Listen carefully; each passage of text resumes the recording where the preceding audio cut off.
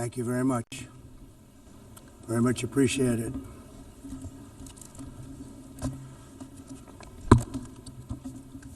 And I don't mind making this speech without a teleprompter, because the teleprompter is not working. I feel very happy to be up here with you nevertheless, and that way you speak more from the heart. I can only say that whoever's operating this teleprompter is in big trouble.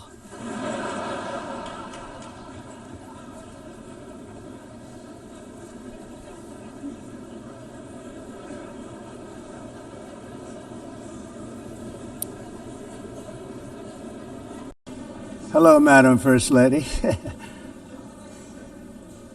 Thank you very much for being here.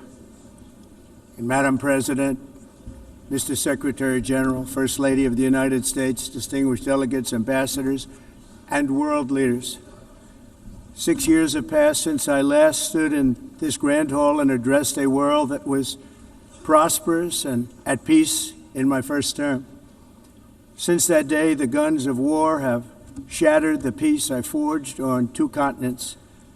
An era of calm and stability gave way to one of the great crises of our time. And here in the United States, 4 years of weakness, lawlessness, and radicalism under the last administration delivered our nation into a repeated set of disasters. 1 year ago, our country was in deep trouble, but today, just 8 months into my administration, we are the hottest country anywhere in the world, and there is no other country even close. America is blessed with the strongest economy, the strongest borders, the strongest military, the strongest friendships, and the strongest spirit of any nation on the face of the earth. This is indeed the golden age of America. We are rapidly reversing the economic calamity we inherited from the previous administration, including ruinous price increases and record-setting inflation like we've never had before. Under my leadership, energy costs are down, gasoline prices are down, grocery prices are down, mortgage rates are down, and inflation has been defeated. The only thing that's up is the stock market, which just hit a record high. In fact, it hit a record high 48 times in the last short period of time. Growth is surging, manufacturing is booming. The stock market, as I said, is doing better than it's ever done, and all of you in this room benefit by that. Almost everybody. And importantly, workers' wages are rising at the fastest pace in more than 60 years. And that's what it's all about, isn't it? In 4 years of President Biden, we had less than $1 trillion of new investment into the United States. In just 8 months since I took office, we have secured commitments and money already paid for $17 trillion. Think of it, 4 years, less than $1 trillion, 8 months, much more than $17 trillion is being invested in the United States, and it's now pouring in from all parts of the world. We've implemented the largest tax cuts in American history and the largest regulation cuts in American history, making this once and again the best country on earth to do business. And many of the people in this room are investing in America, and it's turned out to be an awfully good investment during this 8-month period. In my first term, I built the greatest economy in the history of the world. We had the best economy ever, history of the world. And I'm doing the same thing again, but this time it's actually much bigger and even better. The numbers far surpass my record-setting first term. On our southern border, we have successfully repelled a colossal invasion. And for the last 4 months, and that's 4 months in a row, the number of illegal aliens admitted and entering our country has been 0. Hard to believe. because if you look back just a year ago, it was millions and millions of people pouring in from all over the world, from prisons, from mental institutions, drug dealers. All over the world they came. They just poured into our country with the ridiculous open border policy of the Biden administration. Our message is very simple. If you come illegally into the United States, you're going to jail, or you're going back to where you came from, or perhaps even further than that. You know what that means. I want to thank the country of El Salvador for the successful and professional job they've done in receiving and jailing so many criminals that entered our country. And it was under the previous administration that the number became record-setting, and they're all being taken out. They have no choice. And other countries have no choice, because other countries are in the exact same situation with immigration. It's destroying your country, and you have to do something about it. On the world stage, America is respected again like it has never been respected before. You think about 2 years ago, 3 years ago, 4 years ago, or 1 year ago, we were a laughingstock all over the world. At the NATO summit in June, virtually all NATO members formally committed to increase defense spending, at my request, from 2% to 5% of GDP, making our alliance far stronger and more powerful than it was ever before. In May, I traveled to the Middle East to visit my friends and rebuild our partnerships in the Gulf and those valued relationships with Saudi Arabia, Qatar, and the UAE, and other countries are now, I believe, closer than ever before. My administration has negotiated one historic trade deal after another, including with the United Kingdom, the European Union, Japan, South Korea, Vietnam, Indonesia, the Philippines, Malaysia, and many, many others. Likewise, in a period of just 7 months, I have ended 7 unendable wars. They said they were unendable. You're never going to get them solved. Some were going for 31 years, 2 of them, 31, think of it, 31 years. One was 36 years. One was 28 years. I ended 7 wars. And in all cases, they were raging with countless thousands of people being killed. This includes Cambodia and Thailand, Kosovo and Serbia, the Congo and Rwanda, a vicious, violent war that was, Pakistan and India, Israel and Iran, Egypt and Ethiopia, and Armenia and Azerbaijan. It included all of them. No president or prime minister, and for that matter, no other country has ever done anything close to that. And I did it in just 7 months. It's never happened before. There's never been anything like that. I'm very honored to have done it. It's too bad that I had to do these things instead of the United Nations doing them. And sadly, in all cases, the United Nations did not even try to help in any of them.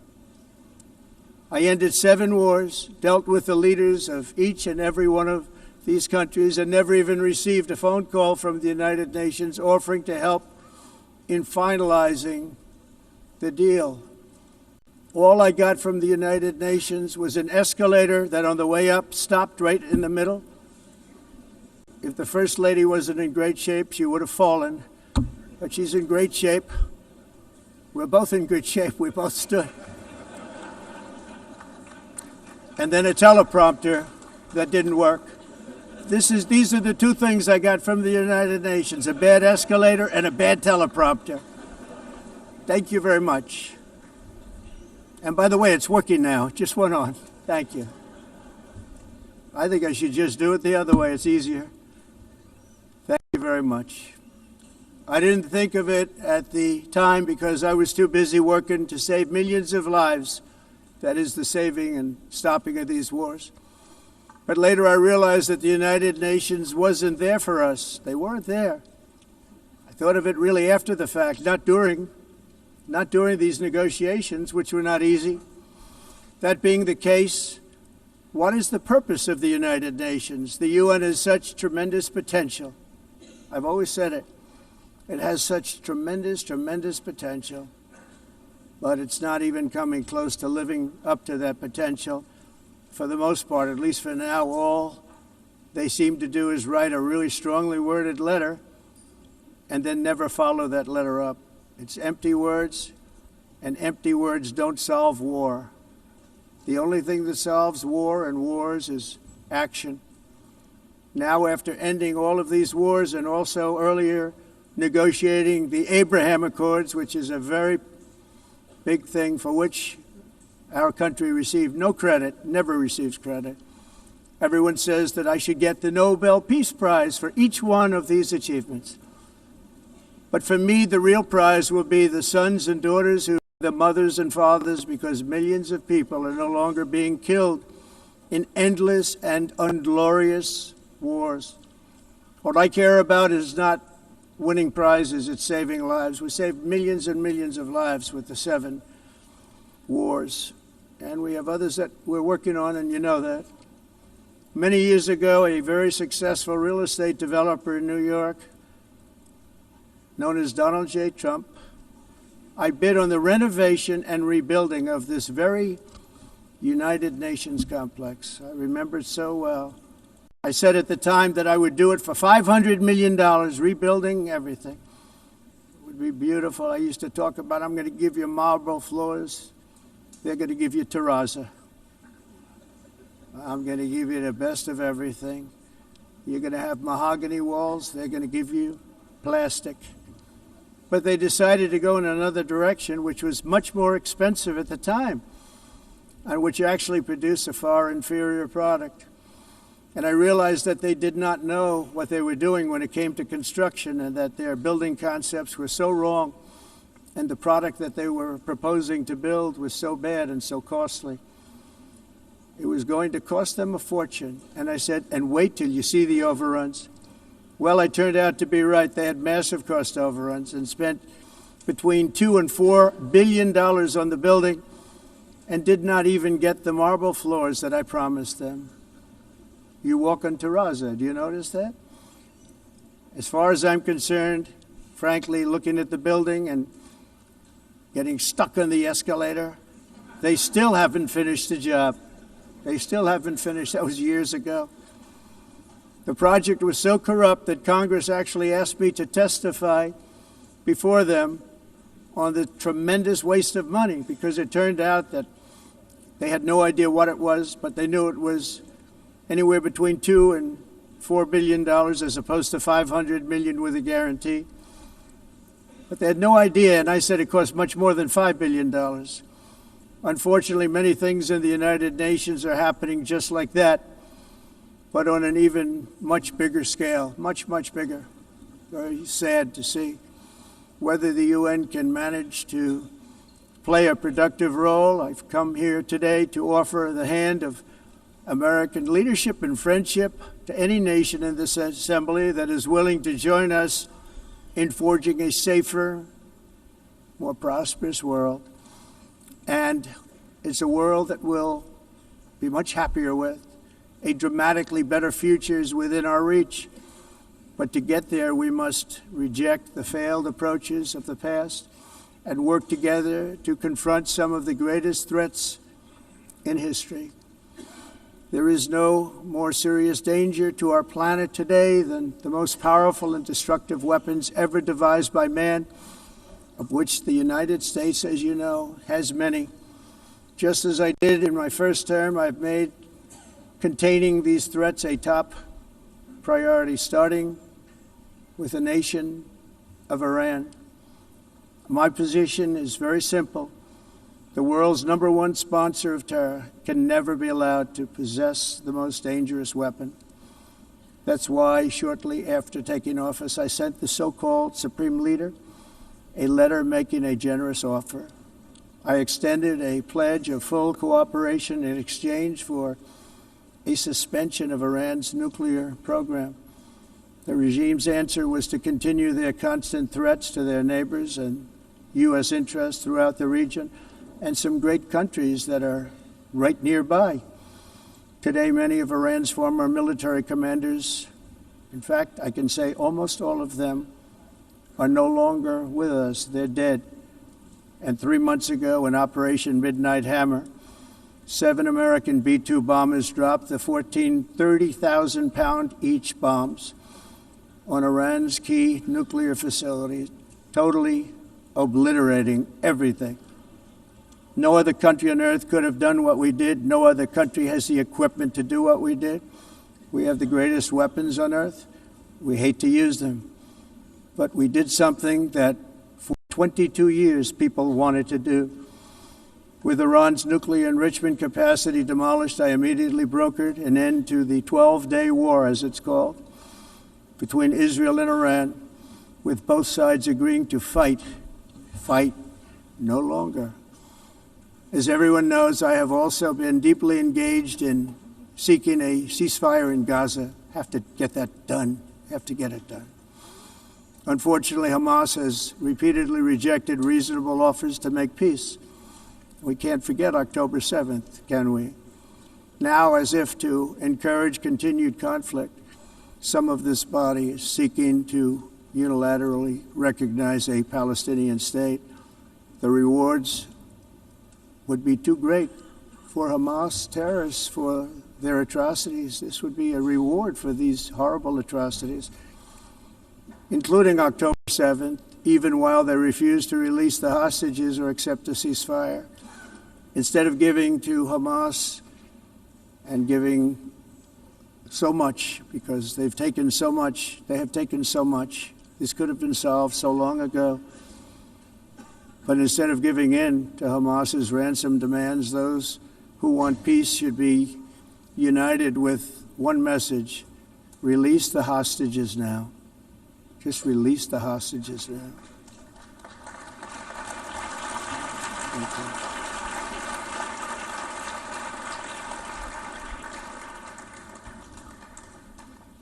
Thank you. As we have got to come together, and we will come together, got to get it done. We have to stop the war in Gaza immediately. We have to stop it. We have to get it done. We have to negotiate, immediately have to negotiate peace. We got to get the hostages back. We want all 20 back. We don't want 2 and 4. As you know, I got, along with Steve Witkoff and others that helped us, Marco Rubio, we got most of them back. We were involved in all of them. But I always said the last 20 are going to be the hardest, and that's exactly what happened.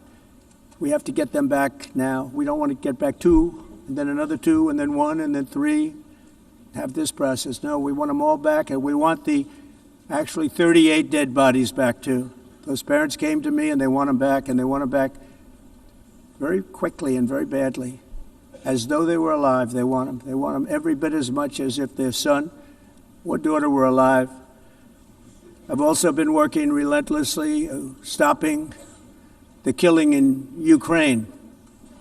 I thought that would be, of the 7 wars that I stopped, I thought that would be the easiest because of my relationship with President Putin, which had always been a good one.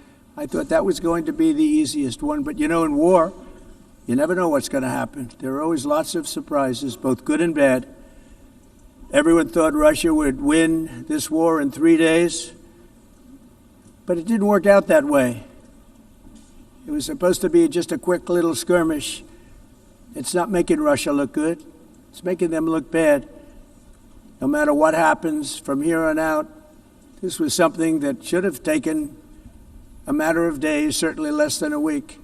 And they've been fighting for 3.5 years and killing anywhere from 5,000 to 7,000 young soldiers, mostly soldiers, on both sides, every single week, from 5,000 to 7,000 dead young people, and some in cities, much smaller numbers, where rockets are shot, where drones are dropped. This war would never have started if I were president. This was a war that should have never happened. It shows you what leadership is, what bad leadership can do to a country. Look what happened to the United States, and look where we are right now in just a short period of time. The only question now is how many more lives will be needlessly lost on both sides. China and India are the primary funders of the ongoing war by continuing to purchase Russian oil.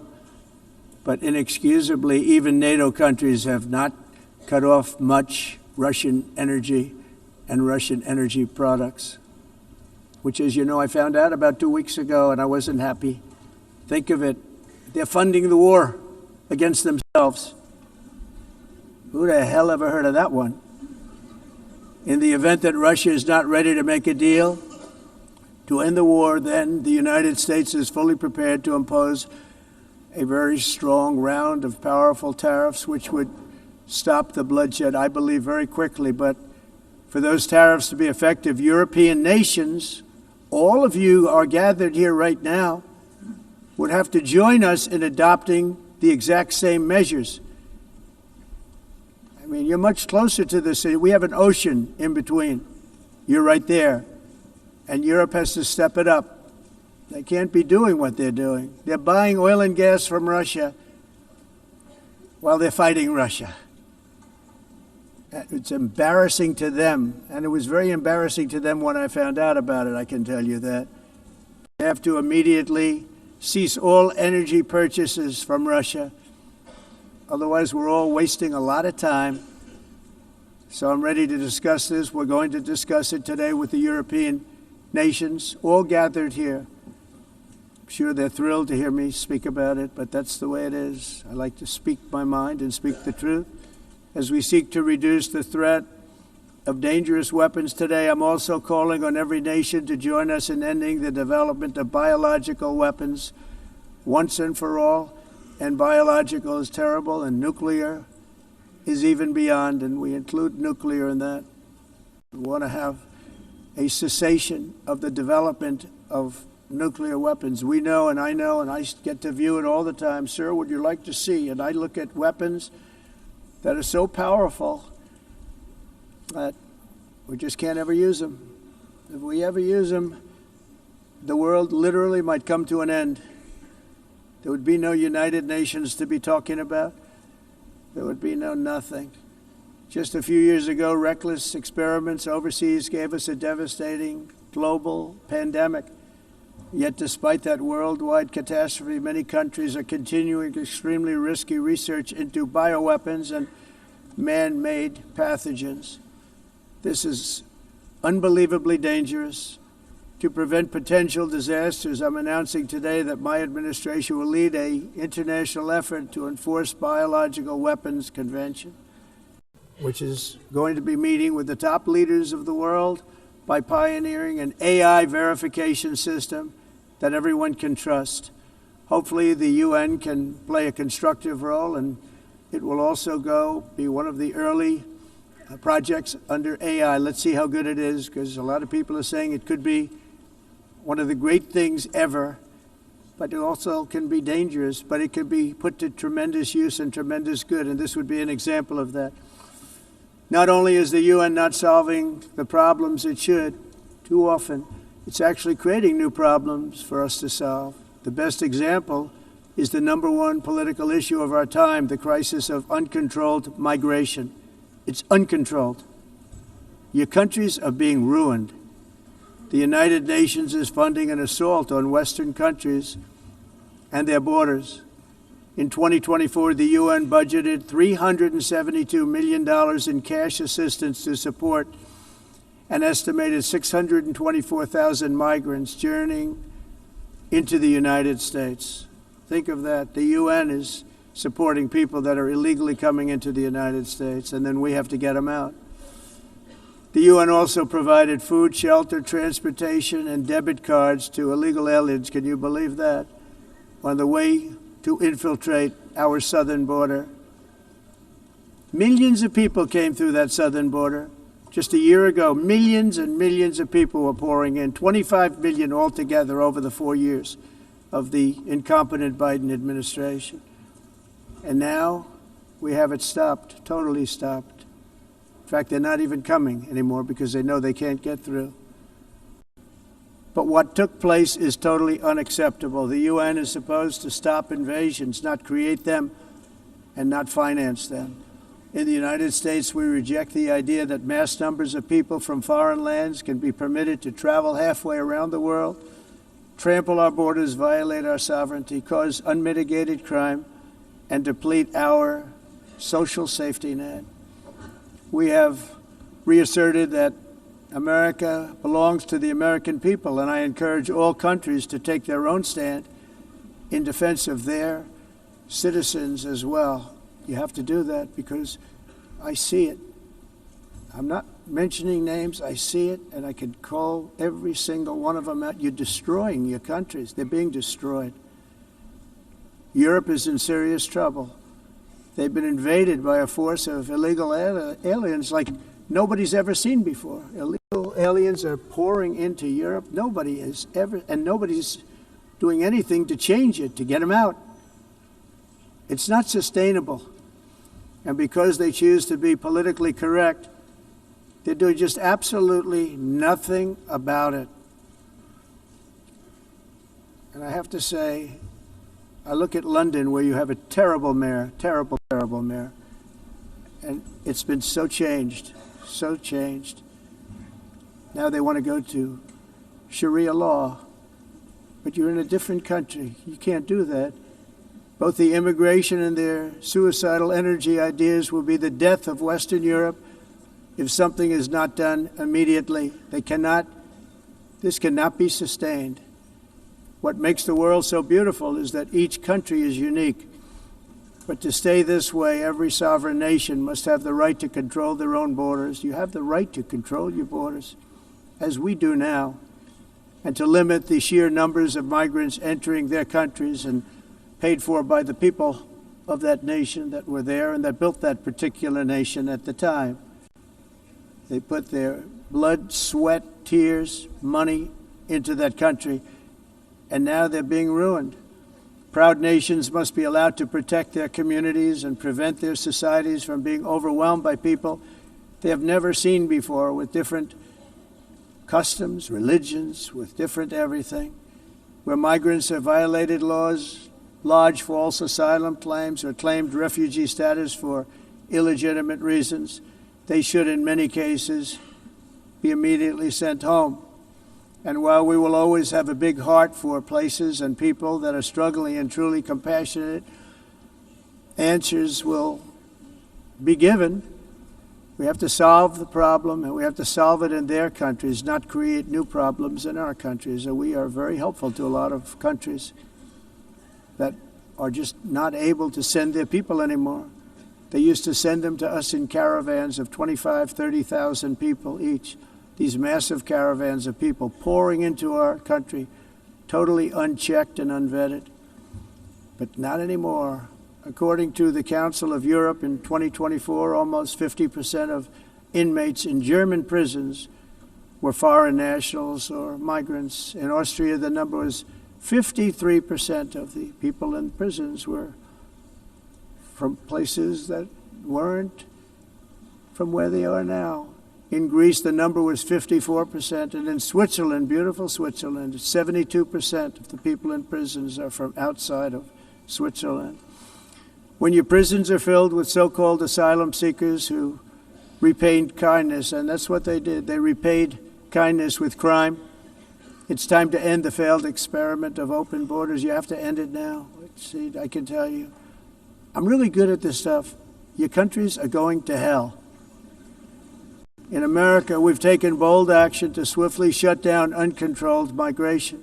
Once we started detaining and deporting everyone who crossed the border and removing illegal aliens from the United States, they simply stopped coming. They're not coming anymore. We're getting a lot of credit, but they're not coming anymore. This was a humanitarian act for all involved, because on the trips up, thousands of people a week were dying. Women were being raped. Nobody's ever seen anything like it. Raped, horribly beaten, raped. On the trip up, the journey up, it was a long walk. It was a long, arduous journey, indeed. And it was also a historic victory against human trafficking throughout the region. What we did was a victory, and we saved so many lives of people that wouldn't make the journey. That journey was loaded up with death. loaded up with death. Dead bodies all along the roads of jungles to get up. They go through jungles, they go through areas so hot you couldn't breathe. They were dying of suffocation, areas so hot that you couldn't breathe. Dead bodies all over. By them not coming, we're saving tremendous numbers of lives. My people have done a fantastic job in doing what they did, and the American public agrees with it. I mean, I was very proud to see this morning I have the highest poll numbers I've ever had. Part of it is because of what we've done on the border. I guess the other part is what we've done on the economy. Joe Biden's policies empowered murderous gangs, human smugglers, child traffickers, drug cartels, and prisoners from all over the world. The previous administration also lost nearly 300,000 children. Think of that. They lost more than 300,000 children, little children, who were trafficked into the United States on the Biden watch, many of whom have been raped, exploited, and abused, and sold. Sold. Nobody talks about that. The fake news doesn't write about it. With many others, young children who are missing or dead. And we found a lot of these children, and we're sending them back, and we've been sending them back to their parents. They said, nobody knows who they are. They said, where do you come from? And they'll give us a country, and we'll find out, and we'll figure it out, and we'll bring them back to their homes. And the mother and father rush to the door, and their tears in their eyes. They can't believe that they're seeing their son or daughter, their little son or daughter again. We've done almost 30,000 of them so far. Any system that results in the mass trafficking of children is inherently evil. Yet that is exactly what the globalist migration agenda has done, and it's what it's all about. In America, those days, as you know, are over. The Trump administration is working, and we are continuing to work to track down the villains that are causing this problem, and also, as I said, to get back the 30,000 we've already returned. Now I think we're going to have another. We're going to find a lot. You're not going to find all of them. 300, more than 300,000. They're lost or they're dead. They're lost or they're dead because of the animals that did this. To protect our citizens, I've also designated multiple savage drug cartels as far as and you see this, and you see it happening right before your eyes. Let's put it this way. People don't like taking big loads of drugs in boats anymore. There aren't too many boats that are traveling on the seas by Venezuela. They tend not to want to travel very quickly anymore. And we've virtually stopped drugs coming into our country by sea. We call them the water drugs. They kill hundreds of thousands of people. I've also designated multiple savage drug cartels as far as foreign terrorist organizations, along with two bloodthirsty transnational gangs, probably the worst gangs anywhere in the world, MS-13 and Tren de Aragua. Tren de Aragua is from Venezuela, by the way.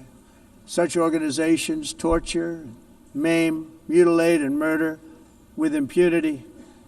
They're the enemies of all humanity. For this reason, we've recently begun using the supreme power of the United States military to destroy Venezuelan terrorists and trafficking networks led by Nicolas Maduro. To every terrorist thug smuggling poisonous drugs into the United States of America, please be warned that we will blow you out of existence. That's what we're doing. We have no choice. Can't let it happen. They're destroying. I believe we lost 300,000 people last year to drugs, 300,000.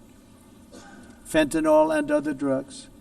Each boat that we sink carries drugs that would kill more than 25,000 Americans. We will not let that happen.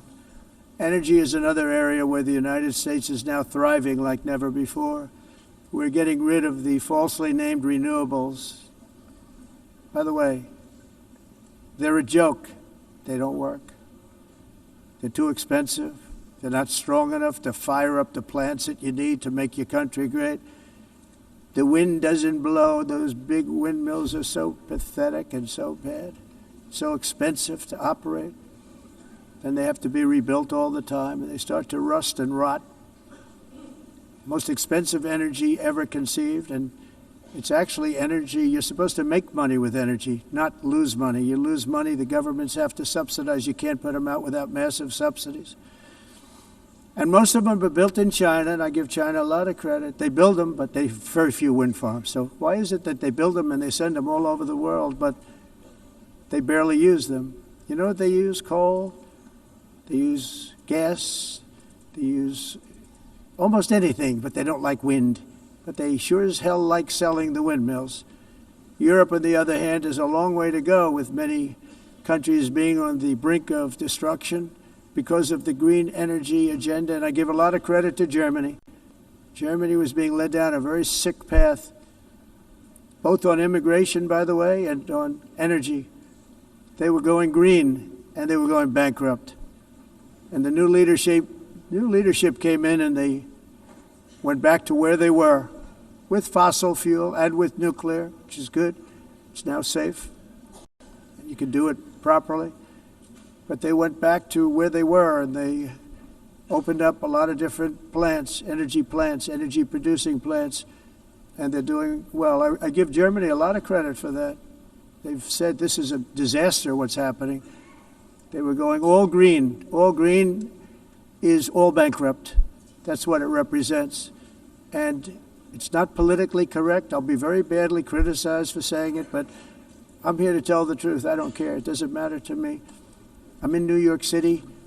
I'm feeling a lot safer. Crime, we're getting crime down. And by the way, speaking of crime, Washington, D.C. Washington, D.C. was the crime capital of America.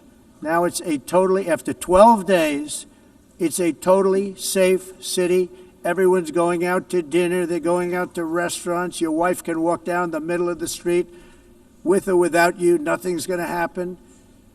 My people have done a fantastic job. And yes, I called in the National Guard, and the National Guard took care of business, and they weren't politically correct, but they took care of business. We got 1,700 career criminals out, brought them back to where they came from, the countries where they came from, or put them in jails. Washington, D.C. is now a totally safe city again, and I welcome you to come. In fact, we'll have dinner together at a local restaurant, and we'll be able to walk. We don't have to go by an armor-plated vehicle. We'll walk right over there from the White House. They've given up their powerful edge, a lot of the countries that we're talking about, in oil and gas, such as essentially closing the great North Sea oil. Oh, the North Sea, I know it so well. Aberdeen was the oil capital of Europe, and there's tremendous oil that hasn't been found in the North Sea, tremendous oil. And I was with the Prime Minister I respect and like a lot, and I said, you're sitting with the greatest asset. They essentially closed it by making it so highly taxed that no developer, no oil company can go there. They have tremendous oil left, and more importantly, they have tremendous oil that hasn't even been found yet. And what a tremendous asset for the United Kingdom. And I hope the Prime Minister is listening, because I told it to him 3 days in a row. That's all he heard. North Sea oil, North Sea, because I want to see them do well. I want to stop seeing them ruining that beautiful Scottish and English countryside with windmills and massive solar panels that go 7 miles by 7 miles, taking away farmland. But we're not letting this happen in America. In 1982, the executive director of the United Nations Environmental Program predicted that by the year 2000, climate change would cause a global catastrophe. He said that it will be irreversible, as any nuclear holocaust would be. This is what they said at the United Nations. What happened? Here we are. Another UN official stated in 1989 that within a decade, entire nations could be wiped off the map by global warming. Not happening. You know, it used to be global cooling. If you look back years ago in the 1920s and the 1930s, they said, global cooling will kill the world. We have to do something. Then they said global warming will kill the world, but then it started getting cooler, so now they could just call it climate change, because that way they can't miss. It's climate change, because if it goes higher or lower, whatever the hell happens, there's climate change. It's the greatest con job ever perpetrated on the world, in my opinion. Climate change, no matter what happens, you're involved in that. No more global warming, no more global cooling. All of these predictions made by the United Nations and many others, often for bad reasons, were wrong. They were made by stupid people that have cost their countries fortunes and given those same countries no chance for success. If you don't get away from this green scam, your country is going to fail. And I'm really good at predicting things, you know. They actually said during the campaign they had a hat, the best-selling hat. Trump was right about everything. And I don't say that in a braggadocious way, but it's true. I've been right about everything. And I'm telling you that if you don't get away from the green energy scam, your country is going to fail. And if you don't stop people that you've never seen before, that you have nothing in common with, your country is going to fail. I'm the President of the United States, but I worry about Europe. I love Europe. I love the people of Europe. And I hate to see it being devastated by energy and immigration. This double-tailed monster destroys everything in its wake, and they cannot let that happen any longer. You're doing it because you want to be nice. You want to be politically correct, and you're destroying your heritage. They must take control strongly and immediately of the unmitigated immigration disaster and the fake energy catastrophe before it's too late. The carbon footprint is a hoax made up by people with evil intentions, and they're heading down a path of total destruction. You know, the carbon footprint, it was a big, big thing a few years ago. I remember hearing about the carbon footprint, and then President Obama would get into Air Force One, a massive Boeing 747, and not a new one, an old one with old engines that spew everything into the atmosphere.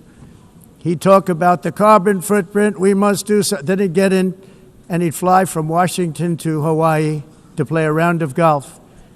And then he'd get back onto that big, beautiful plane and he'd fly back and he'd talk about, again, global warming and the carbon footprint. It's a con job. At extreme cost and expense, Europe reduced its own carbon footprint by 37%. Think of that. Congratulations, Europe. Great job. You cost yourself a lot of jobs, a lot of factories closed, but you reduced the carbon footprint by 37%. However, for all of that sacrifice and much more, it's been totally wiped out and then some by a global increase of 54%. Much of it coming from China and other countries that are thriving around China, which now produces more CO2 than all the other developed nations in the world.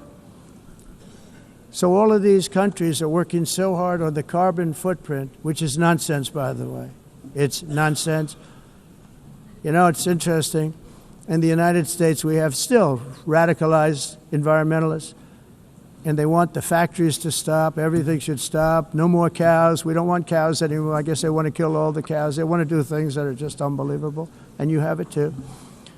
But you know, we have a border, strong, and we have a shape, and that shape doesn't just go straight up. That shape is amorphous when it comes to the atmosphere.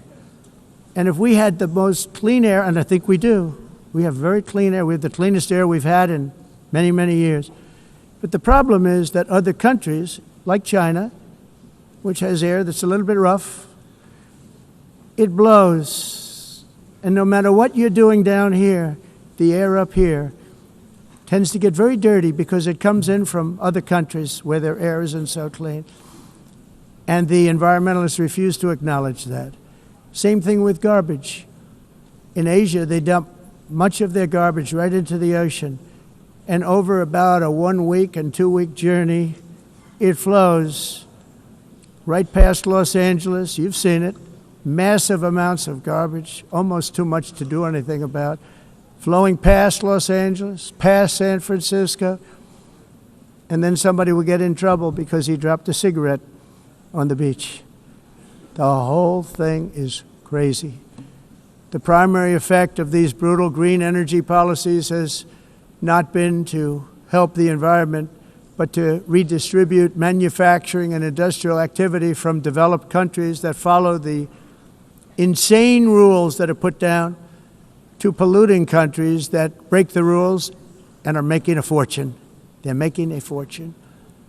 European electricity bills are now 4 to 5 times more expensive than those in China, and 2 to 3 times higher than the United States. And our bills are coming way down. You probably see that our gasoline prices are way down. You know, we have an expression, drill, Nós reduzimos os custos de energia porque nós faremos, como a expressão, vamos fazer tudo isso, reduzir os custos de energia, e os custos diminuíram nos Estados Unidos.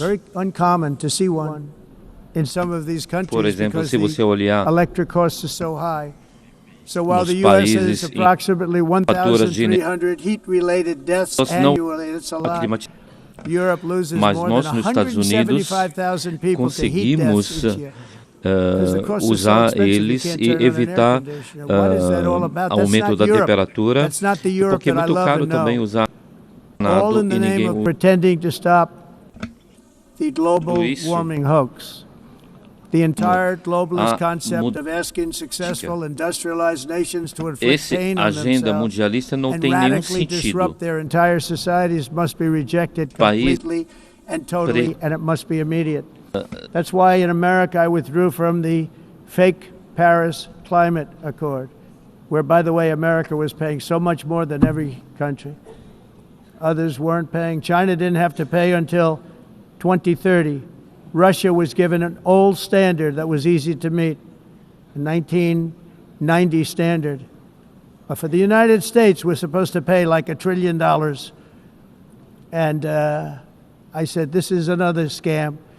The fact is, the United States has been taken advantage of by the world for many, many years, but not any longer, as you probably noticed.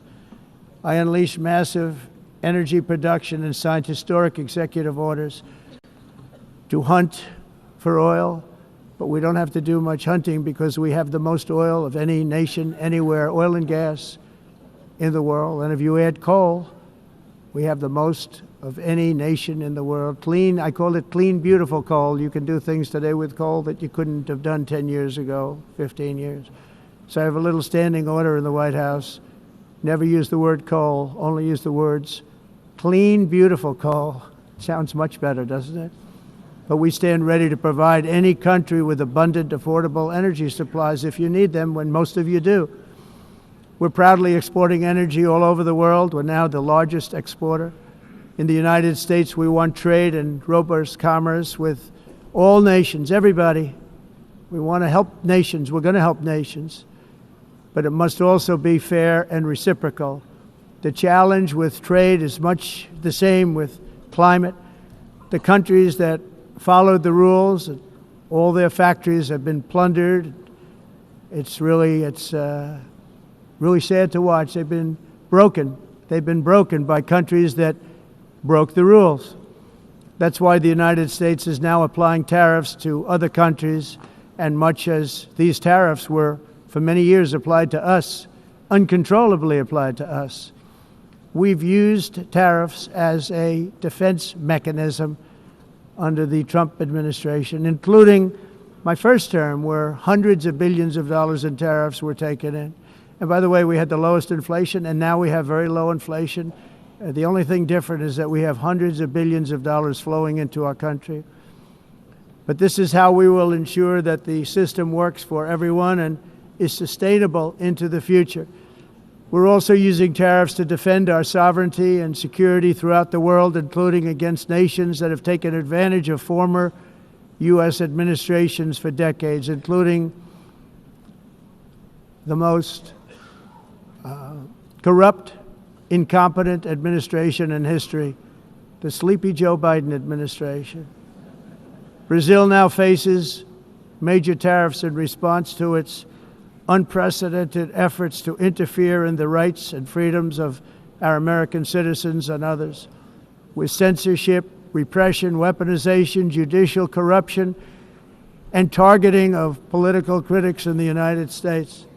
I have a little problem saying this because I must tell you, I was walking in and the leader of Brazil was walking out. We saw him and I saw him, he saw me, and we embraced. And then I'm saying, can you believe I'm going to be saying this in just 2 minutes? But we actually agreed that we would meet next week. We didn't have much time to talk, like about 20 seconds. They were in retrospect, I'm glad I waited because this thing didn't work out too well. But we did talk, we had a good talk, and we agreed to meet next week, if that's of interest. But he seemed like a very nice man, actually. He liked me, I liked him. But if you, and I only do business with people I like. When I don't like them, I don't like them. But we had, at least for about 39 seconds, we had excellent chemistry. It's a good sign. But also in the past, Brazil, can you believe this, unfairly tariffed our nation, but now because of our tariffs, we are hitting them back, and we're hitting them back very hard. As president, I will always defend our national sovereignty and the rights of American citizens. So I'm very sorry to say this, that Brazil is doing poorly and will continue to do poorly. They can only do well when they're working with us. Without us, they will fail, just as others have failed. It's true. Next year, the United States will celebrate the 250th anniversary of our glorious independence, a testament to enduring power and American freedom and spirit. We will also be proudly hosting the 2026 FIFA World Cup, and shortly thereafter, the 2028 Olympics, which is going to be very exciting. I hope you all come. I hope that countless people from all over the globe will take part of these will be great celebrations of liberty and human achievement, and that together we all can rejoice in the miracles of history that began in July 4th, 1776, when we founded the light to all nations. And it's something really that an amazing thing came out of that date. It's called the United States of America. In honor of this momentous anniversary, I hope that all countries who find inspiration in our example will join us in renewing our commitment, values, and those values really that we hold so dear. Together, let us defend free speech and free expression. Let us protect religious liberty, including for the most persecuted religion on the planet today. It's called Christianity. And let us safeguard our sovereignty and cherish qualities that have made each of our nations so special, incredible, and extraordinary. In closing, I just want to repeat that immigration and the high cost of so-called green renewable energy is destroying a large part of the free world and a large part of our planet. Countries that cherish freedom are fading fast because of their policies on these two subjects. You need strong borders and traditional energy sources if you are going to be great again. Whether you have come from north or south, east or west, near or far, every leader in this beautiful hall today represents a rich culture, a noble history, and a proud heritage that makes each nation majestic and unique, unlike anything else in human history or any other place on the face of the earth. From London to Lima, from Rome to Athens, from Paris to Seoul, from Cairo to Tokyo and Amsterdam to right here in New York City, we stand on the shoulders of the leaders and legends, generals and giants, heroes and titans who won and built our beloved nations, all of our nations, with their own courage, strength, spirit, and skill. Our ancestors climbed mountains, conquered oceans, crossed deserts, and trekked over wide open plains. They charged into thunderous battles, plunged into grave dangers, and they were soldiers and farmers and workers and warriors and explorers and patriots. They built towns into cities, tribes into kingdoms, ideas into industries, and small islands into mighty empires. You're a part of all of that. They were champions for their people who never gave up and who never, ever gave in. Their values defined our national identities. Their visions forged our magnificent destiny. Everybody in this room is a part of it in your own way. Each of us inherits the deeds and the myths the triumphs, the legacies of our own heroes and founders who so bravely showed us the way. Our ancestors gave everything for homelands that they defended with pride, with sweat, with blood, with life, and with death. Now the righteous task of protecting the nations that they built belongs to each and every one of us. So together let us uphold our sacred duty to our people and to our citizens. Let us protect their borders, ensure their safety, preserve their cultures, treasure, and traditions, and fight, fight, fight for their precious dreams and their cherished freedoms. And in friendship and really a beautiful vision, let us all work together to build a bright, beautiful planet, a planet that we all share, a planet of peace and a world that is richer, better, and more beautiful than ever before. That can happen. It will happen. It will happen, and I hope it can happen and start right now, right at this moment. We'll turn it around. We're going to make our countries better, safer, more beautiful. We're going to take care of our people. Thank you very much. It's been an honor. God bless the nations of the world. Thank you very much. Bye.